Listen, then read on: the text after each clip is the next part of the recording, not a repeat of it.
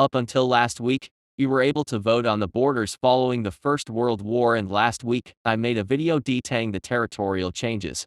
But I didn't go into the political ramifications, and as promised, I go into those now. Quick refresher, in Versailles the Allies just decided that taking as little away from Germany is the key to stability, and so Germany lost nothing on the mainland except for Alsace-Lorraine, a territory France couldn't leave without. Furious that they got nothing, Belgium would instead take Luxembourg. In Africa, Wilsonian self-determination resulted in most German colonies gaining independence. Only in East Africa, where Leto Vorbeck continued to fight the Allies even after the end of the war, did they concede, and allowed him to keep East Africa, under the condition that it doesn't join Germany. Lastly, in Asia, Japan was successful in getting all German colonies in the area. For Austria-Hungary, self-determination resulted in Austria keeping the Sudetenland and Bosnia and Croatia becoming independent instead of a part of Yugoslavia. Slovenia cut off from Serbia ultimately stayed with Austria. Italy meanwhile got their claims in Dalmatia respected. Since Romania already signed a peace with the Central Powers, they weren't awarded any lands from the dual monarchy, and as such Bukovina went to Poland and Transylvania to Hungary. From there Hungary was able to hold Vojvodina and take Slovakia. In Triano they only lost Burgenland to Austria and Croatia-Slavonia, with Italy taking Fiume. Serbia, furious that they got nothing, was instead rewarded Bulgaria in its entirety, and so the Kingdom of Serbs and Bulgarians was formed, later changing its name to Yugoslavia. Lastly, the Ottoman Empire, Wilsonian self-determination won once again, and a giant Arab state was created in Hejaz, the Levant and most of Mesopotamia. The British only got Mosul, largely due to its oil fields, but it then got reduced in size thanks to the creation of an independent Kurdish state. The Republicans in Congress also approved of Wilson's plans in Armenia, and so a giant Armenian state under American protection was created.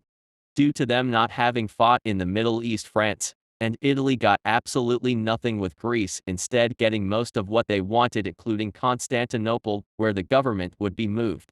Turkey itself would be turned into a British client state as a punishment for the war. But it would be Turkey where the first cracks opened up. Turks led by Mustafa Kemal were unhappy with the territorial concessions, and so declared their independence and pushed out the British and then the Greek. Realizing that invading Armenia would mean war with America, they instead left Armenia to secure American neutrality, and considering the size of Kurdistan, cobbled with its defendable terrain including mountains and rivers, and Kurdistan not being high on his priority list as it barely has any Turks, Kurdistan too would be left off. This Kurdish state would likely be a monarchy under Mahmud Barzanji. So overall, this alternate Republic of Turkey looks similar in the west, but lacks the entire east of the nation. While the British were being kicked out of Anatolia, an uprising in Mosul broke out and Arabia would invade the region. In order to prevent a war with the British, they agreed to lucrative oil deals for the British. The Hashemite Kingdom of Arabia would then invade the Emirate of Nejd and quickly conquer it. Its king Hussein ibn Ali al-Hashimi would proclaim himself as caliph. The results in Africa would probably enrage France, and they might threaten to invade Cameroon. In order to prevent war, a conference was called in which France gets its pre-1911 boundaries in exchange for recognition of Cameroon. Meanwhile, in Tanganyika, Leto Vorbeck would create a military state under him, but his state wouldn't be Germans ruling over Africans, but would have the two somewhat equal, with Ascaris being the bulk of his army. The Soviets would still win their civil war, but wouldn't be able to take Armenia thanks to the Americans, making them even more hostile to each other. This would also limit the extent of American isolationism, as they are directly tied to Europe. France would probably still create the Little Entente to deter the Soviets and Germany, but besides Yugoslavia, Romania, and Czechia, Hungary would also be a member of the Little Entente. In Germany, meanwhile, instead of resulting backlash against democratic parties, the mild treaty legitimized them, even if German army can only muster 100,000 men and Germany has to pay reparations. A Ruhr crisis is also unlikely, as France is too far away from the Ruhr to take it, and so at best a Saar crisis happens. But the Saarland is less valuable and a hyperinflation seems less likely, which again makes German democracy more robust. With these factors, I think German democracy would survive the Great Depression and Nazism wouldn't rise in Germany, and Germany gradually becomes eye to London and Paris. In Italy, however, fascism would still rise and Mussolini still becomes Duce, and he would seek to expand his sphere of influence. Bosnia would be led by Mevenspoho, who, similar to Mussolini, is a nationalist, and with threats from Serbia he would align himself with Italy. Croatia, meanwhile, would be dependent on Italy just to reach Dalmatia and would quickly fall under its fear, especially after Italy sponsored a coup by Anti-Pavlik in 1928. That same year, Italy invades Albania. In 1930, due to the Great Depression, royal coup and new Banovina system, Bulgaria would finally revolt against Serbian rule. Italy would support the Bulgarians and Yugoslavia quickly crumble. Bulgaria under Kimon Georgiev gains its independence and even takes Macedonia, while Italian Albania expands into Kosovo, leaving only a small rump state. With that, Italy now controls most of the Balkans, but its ambitions aren't satisfied yet. In 1934, Austrofascists took over Austria and joined the Italian Pact of Rome, and by 1935 Ethiopia also has been conquered. Italy was flying high, but like Icarus he would fly too close to the sun. In 1936, Metaxists took over Italy, and Italy would use the political turmoil to invade Greece as well. Initially, Italy and Bulgaria did well and pushed Greece out of Macedonia, with the exception being Thessaloniki, which held off the Italians and Bulgarians, but Italy would quickly get halted by the Greeks.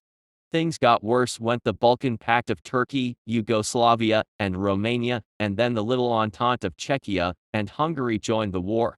Turkey, Yugoslavia, and Romania invaded Bulgaria and they were quick to surrender. Italy was then forced to withdraw back to Albania. Seeing the success of the Little Entente, France, Britain, and Germany would begin to support them with weapons. With approval from Britain and reluctant acceptance from France, Germany would open a new front by invading and quickly overrunning Austria, while Britain and France invaded Italian colonies in Africa.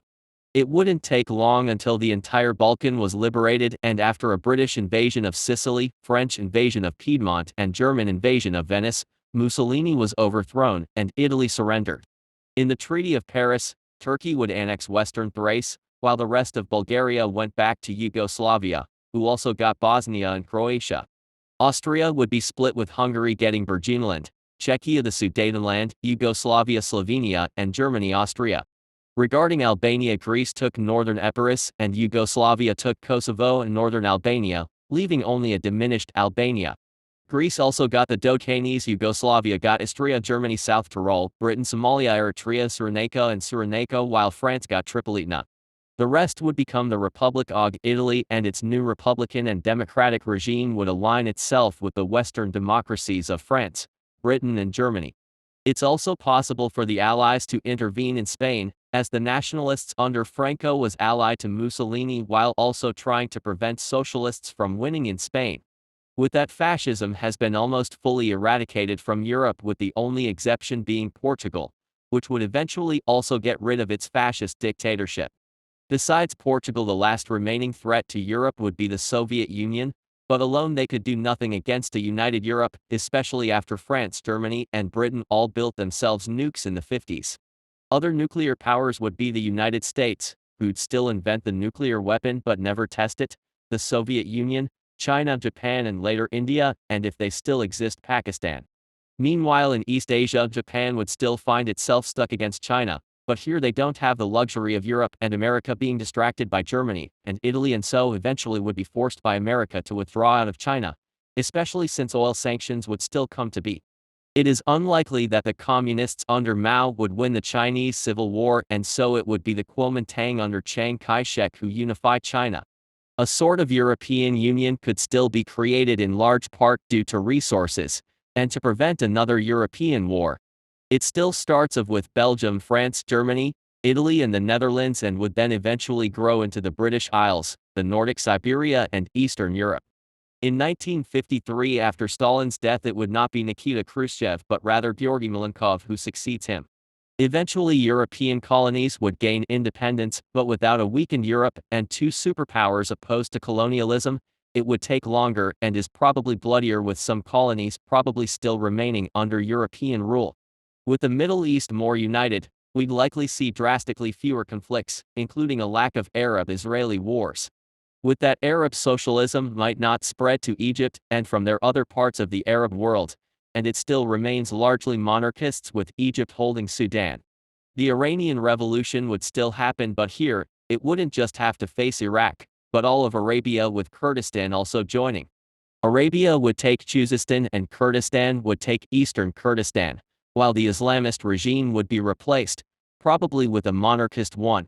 After Malenkov's death in 1988, Gorbachev, who succeeds him, and the Soviet Union would still collapse. Azerbaijan, Belarus, Georgia, Kazakhstan, Kyrgyzstan, Russia, Tajikistan, Turkmenistan, Ukraine, and Uzbekistan would all separate, with Russia still eventually rebounding, possibly under Putin. In East Asia, with the rise of China and decline of Japan, China would push Japan out of Manchuria, Korea, and Taiwan. Japan, now only a secondary power, would have to align itself with the US, while China quickly becomes a rival to the West. Arguments can be made whether the Yugoslav wars still happen or not, but I think with Serbians overall a smaller group thanks to Bulgaria and it being more democratic, I'd say Yugoslavia can endure. In such a timeline, I doubt that 9/11 happens. Without Islamist Iran and the Wahhabist Saudis, Islamism would be significantly weaker and the US wouldn't have deployed forces in Arabia in this timeline, which radicalized Osama bin Laden in our own timeline. The Nagorno-Karabakh conflict is also less likely, as Armenia would have held it for a century at this point and its strength over Azerbaijan.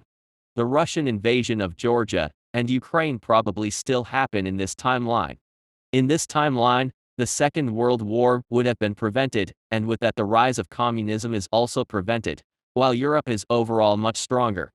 Nevertheless, we would have a vaguely similar world order with the United States and European Union on one side and China and Russia on the other. If you liked the episode, leave a like and don't forget to subscribe. Goodbye.